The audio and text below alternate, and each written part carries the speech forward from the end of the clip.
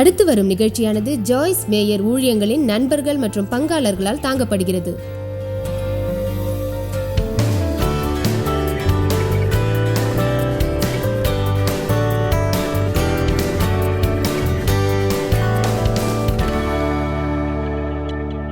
இப்போது ஒரு சிறிய கதையுடன் என் உரையை தொடங்குகிறேன். ஒரு ஊரில் இரட்டை பிள்ளைகள் இருந்தார்கள். அவர்கள் எல்லாவற்றிலும் ஒன்றாகவே செயல்பட்டார்கள். அவர்களில் ஒருவன் எல்லா சூழ்நிலைகளிலும் சரியான சிந்தனையோடு இருந்தான். பிரகாசமான எதிர்காலத்தை அவன் எதிர்பார்த்தான். இன்னொருவன் மாறுபட்ட சிந்தனையோடு இருந்தான். எல்லாவற்றிலும் எப்போதும் பாதிப்பையே அவன் எதிர்பார்த்தான். தங்கள் பிள்ளைகளின் மாறுபட்ட நிலைகளை குறித்து பெற்றோர்கள் மிகவும் கவலையோடு இருந்தார்கள். அவர்களை ஒரு டாக்டரிடம் அழைத்துச் சென்றார்கள். அந்த டாக்டர் ஒரு அறிவுரையை வழங்கினார். அதாவது அவர்களின் பிறந்த நாள் அன்று மாறுபட்ட சிந்தனையுள்ள பிள்ளைக்கு ஒரு மோட்டார் பைக்கையும் சரியான சிந்தனையுள்ள பிள்ளைக்கு சிறிது உரத்தையும் கொடுக்குமாறு கூறினார். அதை செய்வது அவர்களுக்கு கடினமாக தோன்றியது. அவர்கள் தங்கள் பிள்ளைகளை பாகுபாடு இல்லாமல் வளர்த்தார்கள். ஆனால் டாக்டரின் ஆலோசனை பற்றி நடப்பதென்று அவர்கள் தீர்மானித்தார்கள். அந்த பிள்ளைகளின் பிறந்தநாள் வந்தது. அவர்களின் பெற்றோர்கள் டாக்டர் கூறியபடி விலை உயர்வான வேறு எந்த பிள்ளைகளிடம் இல்லாத வகையில் ஒரு மோட்டார் பைக்கை மாறுபட்ட சிந்தனையுள்ள பிள்ளையிடம் கொடுத்தார்கள். அதை பார்த்ததும் அந்த பிள்ளை சொன்னான், இதை ஓட்டுவதால் ஒருவேளை என்னுடைய கால் ஒடியலாம். சரியானபடி சிந்திக்கும் பிள்ளையிடம் ஒரு பெட்டியில் உரத்தை வைத்து கொடுத்தார்கள். அவன் அதை திறந்தான். அதை பார்த்து மலைத்து போனான். பிறகு சத்தமிட்டு அவன் சொன்னான், என்ன நீங்க முட்டாளாக்க முடியாது, இவ்வளவு உரத்தை வச்சிருக்கீங்களே, இதை சாப்பிட ஒரு குதிரையால தானே முடியும்.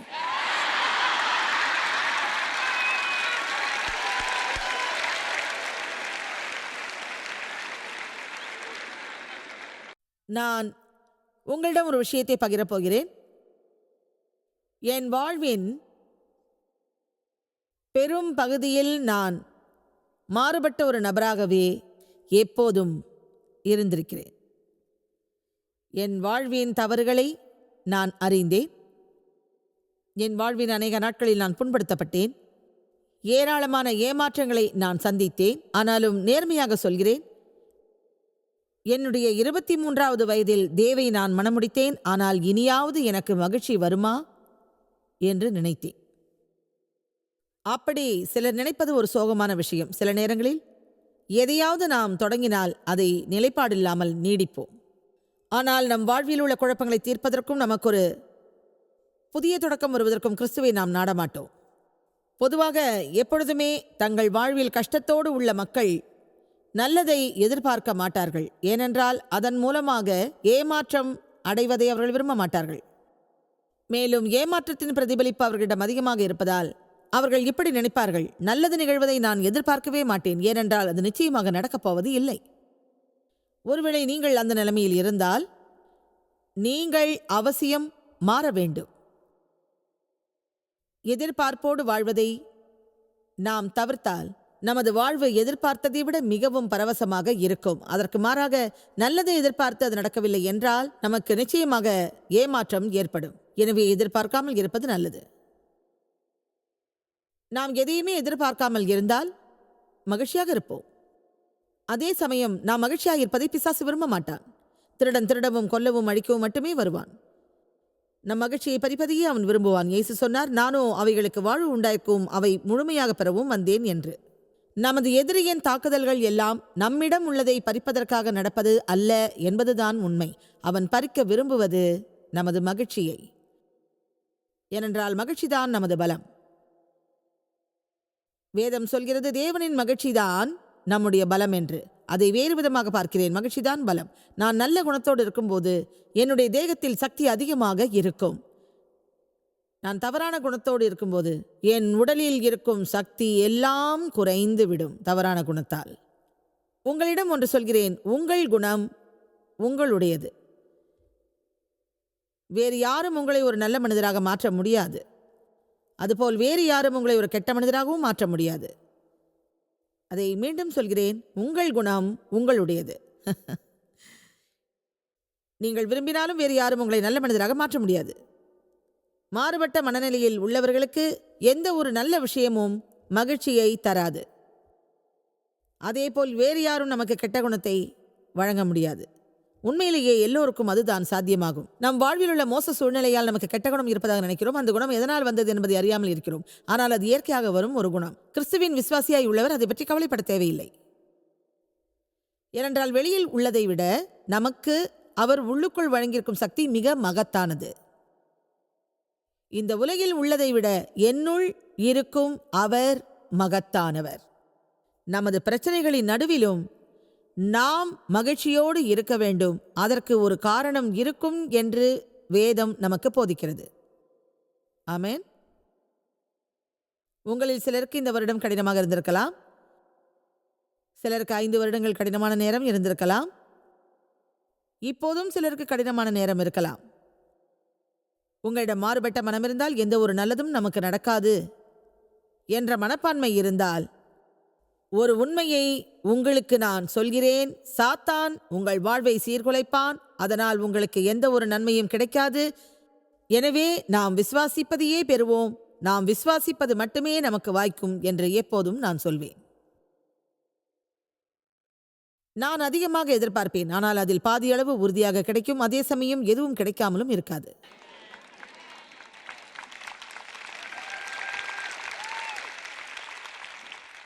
அநேக நேரங்களில் எதையும் நாம் நன்றாக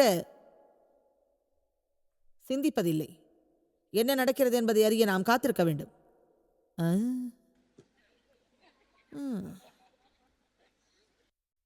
இந்த வாரக்கூட்டம் நல்லா நடந்ததா தான் நான் நினைக்கிறேன். இப்படி நான் சொல்வது வேதத்தின் நம்பிக்கை அல்ல, இது ஒரு விதமான எதிர்பார்ப்பாகும். வேதத்தின் நம்பிக்கை விசுவாசத்தோடு தொடர்புள்ளதாகும். அது விசுவாசத்தின் மிக நெருக்கமுடைய நம்பிக்கையாகும். விசுவாசத்தின் நம்பிக்கை. நம்பிக்கைதான் நல்லது நடக்கும் என்பதை விசுவாசிக்க வைக்கும். நல்ல எண்ணங்கள் நடக்க வைக்கும். தேவனின் சத்தியத்தை நீங்கள் விசுவாசியுங்கள். எதிர்பார்ப்போடு இருங்கள். நம்பிக்கையின் தத்துவம் ஒரு உறுதியாகும். நல்லது நிச்சயமாக நடக்கும் என்பதன் மகிழ்ச்சியான ஒரு எதிர்பார்ப்பாகும். அதை நேசிக்கிறேன். நான் சொல்வதை கவனமாய் கேளுங்கள். அநேக மக்கள் இப்படி நினைக்கிறார்கள், அப்படி நான் உணரலனா அதுக்கு என்னால் உதவ முடியாது என்று நினைக்கிறார்கள். நாம் உணர்வதை பற்றி நான் இப்போது பேசவில்லை. நமது விசுவாசத்தை தீர்மானிப்பது பற்றியும் நாம் செயல்படுவதை பற்றியுமே நான் பேசுகிறேன். இந்த வாரம் முழுவதும் நான் சொல்லி இருக்கின்றேன், உங்கள் வாயை திறந்து உறுதியான நல்ல விஷயங்களை பேசுங்கள் என்று. ஏனென்றால் நீங்கள் பேசுவதை உங்கள் முகம் அறிவிக்கும். அது உங்கள் செவி வழியே சென்று உங்கள் ஆவியில் இறங்கும். அதனால் நீங்கள் பேசுவதை நல்ல உணர்வோடு பேச முடியும். மேலும் உங்களுடன் கூட ஒரு நல்ல உணர்வோடு நீங்கள் பேசலாம். அதன் மூலமாக தீய உணர்வுகளை தவிர்க்கலாம். ஒரு சோக விருந்தில் உங்களை பற்றி பேசுங்கள். அப்போது தேவனின் வார்த்தையை நீங்கள் பயன்படுத்துங்கள். சாதகமான உறுதியான நம்பிக்கையோடு பேசுங்கள். அது உங்கள் எதிர்காலத்தை பிரதிபலிக்கும். நம்பிக்கை என்பது மகிழ்ச்சியான ஒரு எதிர்பார்ப்பாகும். இந்த விஷயத்தை பற்றி இந்த வருடம் ஜனவரி முதல் வாரம் தொடர்ந்து நான் பேசி வருகிறேன். ஒரு சில நாட்கள் நான் பேசாமல் இருந்திருக்கலாம். ஆனால் நான் செல்லும் இடங்களில் எல்லாம் மக்களை உற்சாகப்படுத்துகிறேன். அதை டிவியிலும் பார்த்திருக்கலாம். எனவே காலையில் உங்கள் காலை தரையில் பதிப்பதற்கு முன்பாகவே ஒரு சில நிமிடங்களிலேயே உங்கள் வாயை திறந்து நீங்கள் சொல்லுங்கள். நீங்கள் சொல்வதை சத்தம் போட்டு சொல்லுங்கள். முணுமுணுக்காமல் வாயை திறந்து சொல்லுங்கள். இப்படி நீங்கள் சொல்லுங்கள், இன்று எனக்கு ஏதோ ஒரு நல்லது நடக்கப் போகிறது.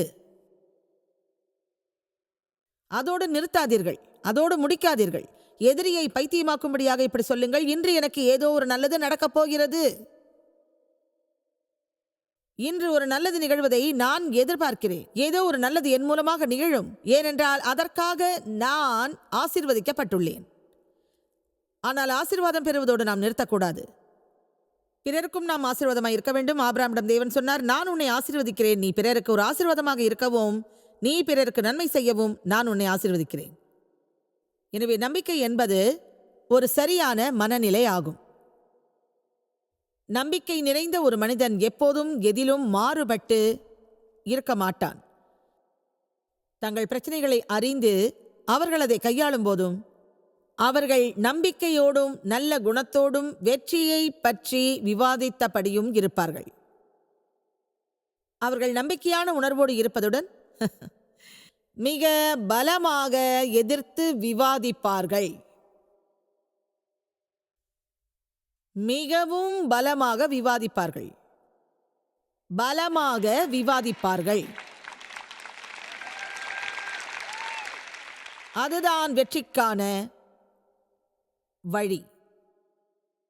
நாம் எல்லோரும் மிகுந்த நம்பிக்கையோடு இருக்கலாம். இன்று இதை உங்களிடம் நான் எதிர்பார்க்க முடியாவிட்டால் என் நேரத்தை நான் வீணடித்ததாக அர்த்தம். ஏனென்றால் நம் சூழ்நிலைகளிலும் உணர்வுகளிலும் நாம் நம்பிக்கை இல்லாமல் இருந்தால் எதிரி நம்மீது ஆதிக்கம் செலுத்துவான். எனவே நமது வாழ்வின் கதவுகள் திறக்க நீங்கள் விரும்புவதை நான் செய்வேன் என்று சொல்லுங்கள். எனது குரலை நேரடியாக இப்போது நீங்கள் கேட்கலாம், டிவியிலும் கேட்கலாம், அல்லது ஒலிப்பதிவுகளிலும் கேட்கலாம், அல்லது சமூக வலைத்தளங்களிலும் கேட்கலாம், ஒருவேளை ரேடியோவிலும் நீங்கள் கேட்கலாம். எனவே இன்றே நம்பிக்கையோடு இருக்க நீங்கள் தீர்மானியுங்கள்.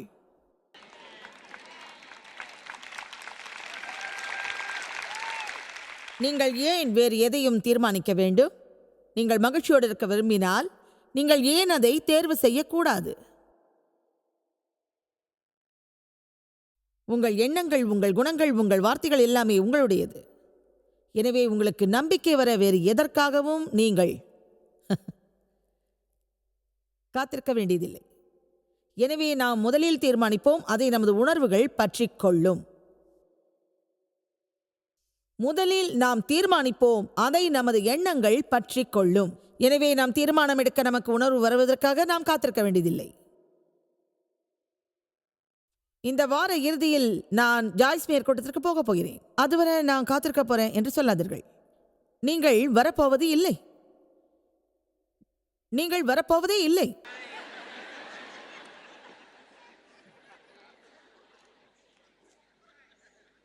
ரோமர் 15:13 நான் நேசிக்கிறேன். அது சொல்கிறது, தேவன் நம்பிக்கையில் உங்களை நிரப்புவார். அவர் நம்பிக்கையின் தேவன். அவர் நம்பிக்கையின் தேவன். அவர் நம்பிக்கையற்ற தேவன் அல்ல, நம்பிக்கை உள்ள தேவன். பரிசுத்த ஆவியின் வல்லமையினாலே உங்களுக்கு நம்பிக்கை அதிகரிக்கும் என்பது உண்மையான விஷயம். நம்பிக்கை என்பது ஒரு சரியான எதிர்பார்ப்பாகும். அது தேவனின் சத்தியமாகும். எனவே நீங்கள் இப்படி சொல்லலாம், இது எனக்காக உள்ளது, இதை என் வாழ்வில் தேவன் செய்வார் என்று நான் விசுவாசிக்கிறேன் என்று.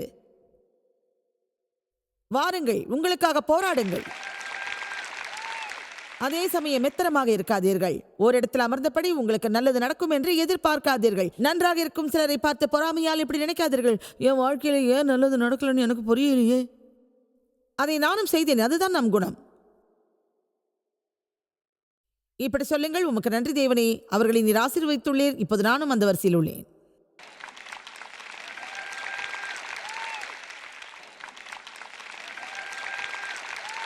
தேவன்தான் நம்பிக்கையின் ஆசிரியர். தேவன் இல்லாமல் எந்த ஒரு நம்பிக்கையும் இருக்காது. இந்த உலகம் பிரச்சனையோடு உள்ளது. ஓ கடவுளே, இன்று நாம் கோபத்தோடும் மாறுபட்ட உணர்வோடும் உள்ளோம். தவறான செய்திகளை நாம் கேட்கிறோம். எனவே உங்கள் நம்பிக்கையை அதிகரியுங்கள். அதற்காக நான் ஒரு புத்தகம் எழுதும்படி தேவன் விரும்பினார். அதன் தலைப்பு, உங்கள் நம்பிக்கையை உயர்த்துங்கள். உங்களிடம் நம்பிக்கை குறைவாக இருந்தால் அதை நீங்கள் அதிகரிப்பதை விரும்புகிறேன்.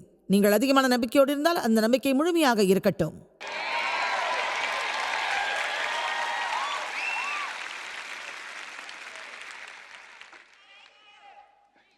உங்களை வரவேற்கிறேன்.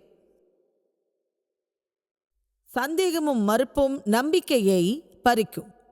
உங்களிடம் நம்பிக்கை என்பது குறைவாக இருந்தால் அப்போது உங்கள் விசுவாசமும் மனநிலையும் புதுப்பிக்கப்பட வேண்டும்.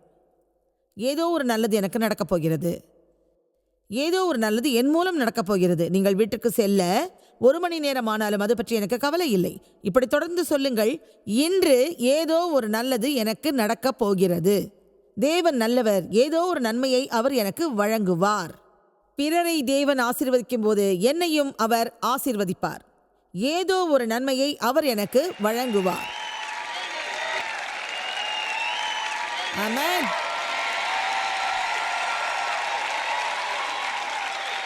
ஒரு அபிஷேகத்தை நான் உணர்கிறேன். மன அழுத்தம் இன்றும் மக்களை வாட்டுகிறது. அது மட்டுமல்ல, மறுப்பு இன்னும் மக்களை துன்புறுத்துகிறது. அவைகளுக்கு குட் பை சொல்லுங்கள். இது ஒரு புதிய நாள்.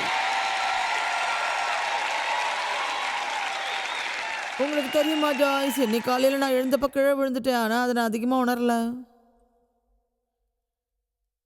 இன்று ஏதோ ஒரு நல்லது நடக்கப் போகிறது என்று சொல்லுங்கள். ஆ, ஆ, ஆ. ஓ, இன்னைக்கு ஏதோ ஒரு நல்லது எனக்கு நடக்க போகுது.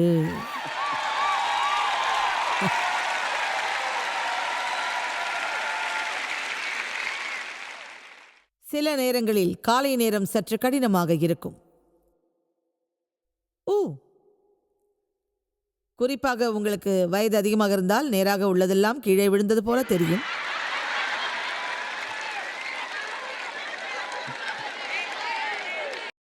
அது மோசமானது. அது உடனடியாக மாற வேண்டும். ஆனால் அது மாறாது.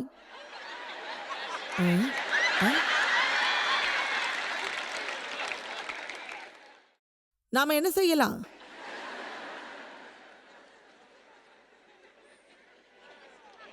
நம்மிடம் உள்ள மாறுபட்ட உணர்வுகளை தவிர்க்கலாம். நமது சரியான குணங்கள், செயல்பாடுகள் மூலமாக அவை எல்லாவற்றையும் நம்மை விட்டு விரட்டலாம். நீதிமொழிகள் 15:15. உங்களுக்காக போராடுங்கள், உங்கள் குடும்பத்திற்காக போராடுங்கள். அது ஏன் என்று சொல்கிறேன். நீங்கள் ஒரு பெண்ணாக இருந்தால், ஒரு தாய் என்ற முறையில் நீங்கள் மகிழ்ச்சியோடு இருக்கலாம். தாய் மகிழ்ச்சியாக இல்லாவிட்டால் யாருமே மகிழ்ச்சியாக இருக்க மாட்டார்கள். நான் ஏற்கனவே கூறியுள்ளேன், நான் வளரும்போது ஒரு கடினமான நேரம் இருந்தது. எனவே மோசமான விஷயங்களை எதிர்பார்க்கும் ஒரு குணத்தோடு நான் இருந்தேன். இங்குள்ளவர்களுக்கு நான் என்ன பேசுகிறேன் என்று தெரிகிறதா? உங்கள் வாழ்வில் ஒரு சில குழப்பங்கள் இருக்கலாம். நீங்கள் ஒரு நல்ல காலத்தை எதிர்பார்த்திருக்கலாம். அது சரிதானே? நான் தேவனுக்கு ஊழியம் செய்தேன், அவரோடு நெருங்கி வந்தேன். ஒரு நாள் காலையில் கண்ணாடியில் என் தலைமுடியை பார்த்தேன். அப்போது எனக்கு பயம் ஏற்பட்டது. அதை உணர்ந்தபடி தேவனிடம் நான் கேட்டேன், இது என்ன என்று. அப்போது என் ஆவி சொல்லியது, இது ஒரு கொடிய தோற்றம். அந்த நேரத்தில் அது எனக்கு புரியவில்லை. அது பற்றி நீதிமொழிகள் 15:15 சொல்கிறது. அது சொல்வது இதுதான்: சிறுமைப்பட்டவனுடைய நாட்கள் எல்லாம் தீங்குள்ளவைகள், கவலையும் அச்சுறுத்தலும் உள்ளவை. மகிழ்ச்சியான இருதயமோ தொடர்ந்த விருந்து, சூழ்நிலைகளுக்கு அவை அப்பாற்பட்டவை. அது ஒரு அருமையான வேதவசனம் அல்லவா? இந்த வார கடைசியில் எதிரியின் மீது அதிகாரம் செலுத்துவது பற்றி பேசினோம். அப்போது நீங்கள் இல்லாமல் இருந்திருக்கலாம். எனவே நீங்கள் கேட்கலாம், நீங்கள் எதை பற்றி பேசுகிறீர்கள்? எதிரியிடம் அதிகாரம் செலுத்துவது என்றால் என்ன என்று கேட்கலாம். வேதம் சொல்கிறது, நாம் பிசாசு செய்திருக்கலாம், அவன் பயந்து ஓடுவான். பிசாசையோ சாத்தானையோ நமது கண்களால் பார்க்க முடியாது. கெட்ட ஆவிகளை நாம் பார்க்க முடியாது. ஆனால் அவைகளின் எதிர்ப்பை நாம் உணரலாம். இந்த வார இறுதியில் இந்த இடத்தில் எனக்கு மிகப்பெரிய சுதந்திரம் கிடைத்தது. மேட் ரெட்மேனுடனும் ஆராதனை குழுவுடனும் அதை பற்றி நான் பேசினேன். அவரும் அதே விஷயத்தை என்னிடம் சொன்னார். இந்த வார இறுதியில் தேவையான அளவுக்கு விசுவாசமும் நல்ல விஷயங்களும் இங்கே இருந்ததாக என்னால் சொல்ல முடியும். அதாவது, நாங்கள் தேவனை ஆராதிக்கும் போது எந்த ஒரு தீய ஆவியும் இந்த இடத்தில் எங்குமே இல்லை.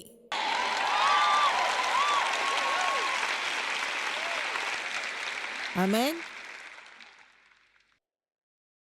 எனவே நீங்கள் இருக்கும் சூழ்நிலையில் எதிர்ப்பு இருப்பதாக நீங்கள் உணர்ந்தால் இப்படி சொல்லுங்கள்: இயேசுவின் நாமத்தில் எதிரியை நான் எதிர்க்கிறேன். நான் தாழ்ந்து விட மாட்டேன். நான் அதேரியப்பட மாட்டேன். என் நம்பிக்கையை நான் தேவன் மீது வைப்பேன். என் வாழ்வில் ஏதோ சில நன்மைகள் கிடைக்கும் என்று நான் விசுவாசிக்கிறேன். தேவன் நல்லவர். அவர் என்னிடம் நல்லவிதமாக இருப்பார். சகரியா 9:12. அதை நான் மிகவும் நேசிக்கிறேன். அரணுக்கு திரும்புங்கள், பாதுகாப்பிற்கும் மேன்மைக்கும் நம்பிக்கையுடைய கைதிகளே. Oh my God. நான் இரட்டிப்பான நன்மைகளை தருவேன். அதை நான் இன்றைக்கே தருவேன். வாவ். இதை கவனமாக கேளுங்கள். அதை இப்போதே செய்வேன் என்று அவர் சொல்லவில்லை. அவர் சொன்னார், நம்பிக்கையுடைய கைதிகளே, அரணுக்கு திரும்புங்கள், நான் இரட்டிப்பான நன்மையை தருவேன், இன்றைக்கே தருவேன் என்று. அதன் அடிப்படையான அர்த்தம் என்ன? எனக்கு நம்பிக்கையில் சிக்கல் உள்ளது. அதற்கு நான் உதவ முடியாது. நான் தேவனை விசுவாசிக்கிறேன். என்னால் அதற்கு உதவ முடியாது. என் வாழ்வில் தேவன் செய்துள்ள மகத்தான காரியங்களை குறித்து நான் பரவசமடைகிறேன். புரிகிறதா? நாம் ஏன் இப்படி வாழக்கூடாது? இங்கே உள்ளவர்களில் யாராவது சிலரை நான் தேர்வு செய்து அவர்களிடம் நான் இப்படி கூறலாம், உங்கள் வீட்டு முகவரியை கொடுங்கள், நாளைய டின்னருக்கு நான் வருகிறேன். சரி, நான் ஒருவர் மட்டுமே வருகிறேன். உடனே நீங்கள் சொல்வீர்கள், 3 மணிக்கு உங்களுக்கு வசதி தானே? நான் சொல்வேன், சரியாக 3 மணிக்கு நான் வருகிறேன் என்று. சுமார் 3 மணி அளவில் எல்லாவற்றையும் சமைத்துவிட்டு நீங்கள் தயாராக இருப்பீர்கள். எல்லாமே தயார் நிலையில் இருக்கும். நான் வருவதற்காக நீங்கள் காத்திருப்பீர்கள். வெளியில் சென்று நான் வருவதை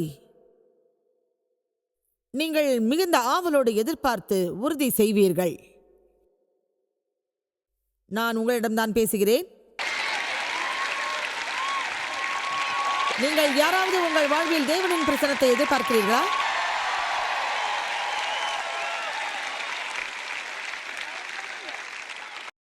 இந்த நேரத்தில் ஒரு தேவையோடு நாம் உள்ளோம். தேவன் மீண்டும் வருவதை நாம் எதிர்பார்க்கின்றோம். அவர் சொன்னார், நான் மீண்டும் வருவேன் என்று. எனவே அவர் மீண்டும் வருவதை நீங்கள் எதிர்பார்க்கலாம். அநேக கிறிஸ்தவர்கள் புதிய ஏற்பாட்டை படித்துள்ளார்கள். அவர்களை பலமுறை பார்த்து நான் இப்படி சொல்லியிருக்கிறேன், இதை செய்யுங்கள், ஏனென்றால் தேவன் விரைவில் வருவார் என்பது உண்மை. பிலிப்பியர் அதை பற்றி நம்மை ஊக்கப்படுத்தி உள்ளது. சுயநலம் இல்லாமல் வாழுங்கள், ஏனென்றால் தேவன் விரைவில் வருவார். எனவே நித்தியத்தை நாம் சற்று கூடுதலாக நினைக்க வேண்டும். இந்த பூமியில் நான் விரும்புவதெல்லாம் கிடைக்காவிட்டால் என்ன ஆகிவிடும்? நான் அதை விசுவாசிக்கிறேன், அதை நான் எதிர்பார்க்கிறேன். இந்த வாழ்விலிருந்து வெளியேறி நான் நித்தியத்துக்கு சென்றால் எல்லாமே எனக்கு கிடைக்கும், எல்லாமே எனக்கு கிடைக்கும். அங்கு நீங்கள் சென்றால் எல்லாமே உங்களுடையது ஆகும். நீங்கள் அங்கே அறியப்பட்டுள்ளதையும் நீங்கள் அறிவீர்கள். நீங்கள் யார் என்பதையும் நீங்கள் அறிவீர்கள். அதை பற்றி சிந்தியுங்கள். நம்பிக்கையின் கைதியாக இருக்கும்படி வேதம் நம்மை ஊக்கப்படுத்துகிறது. அதை நாம் மேற்கொள்ளும் பட்சத்தில் நமக்கு முழுமையான நம்பிக்கை பிறக்கும். அதிலிருந்து நாம் வெளியேற மாட்டோம். இப்போது நாம் இழந்ததற்கு இரட்டிப்பாக தேவன் நமக்கு வழங்குவார்.